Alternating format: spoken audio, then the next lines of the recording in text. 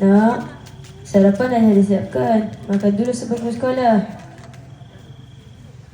Nantilah ya, saya lambat ni. Ini duit belanja hari ni. Ayah kerja lebih semalam. Ayah, nanti saya balik lewat sikit tau. Kenapa balik lewat? Ayah tak tahulah.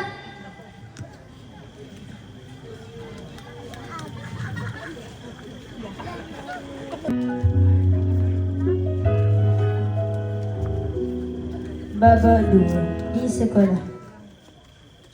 Abdul Samad, ayah kau kerja apa? Kerja biasa je. Ayah kau pegawai bank. Kereta pun besar. Hati anak mula diliputi rasa rendah diri dan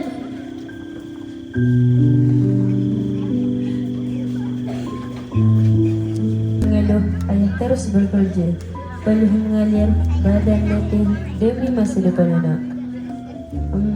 Tak ada order ni. Tak apa, ayah susah. Asalkan anak ayah berjaya. apa ni bang? Tengoklah anak soleh kita tu. Abang kita nak yang terbaik untuk dia. Tak apalah bang. Dia kan kecil lagi. Nanti besar dia faham lah. Mudah-mudahan macam tu lah. Dah lah order tadi pun terbanyak. Motor kena servis lagi.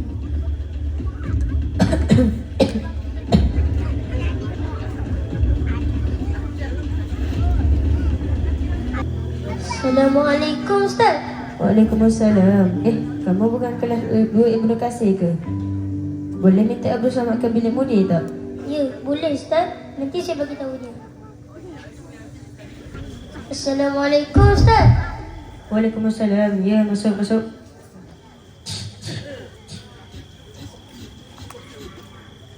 Saya ada dengar awak selalu kurang ajar dengan ayah awak di rumah. Betul ke? Ya, betul Ustaz. Anak, tahukah kamu apa itu derhaka? Tak tahu Ustaz. Derhaka ialah menyakiti hati ibu bapa. Rasulullah sallallahu alaihi wasallam bersabda, redha Allah pada redha ibu bapa.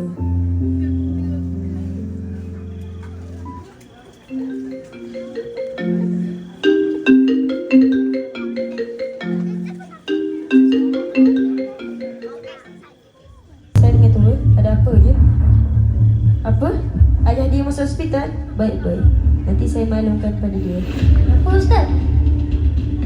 Sebenarnya Ustaz ada benda nak bagi tahu ni. Ya, ayah kamu masuk hospital. Apa Ustaz? Ya Allah.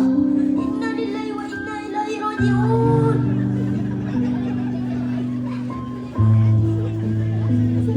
Ya, saya jahat. Tak apa nak. Ayah dah maafkan.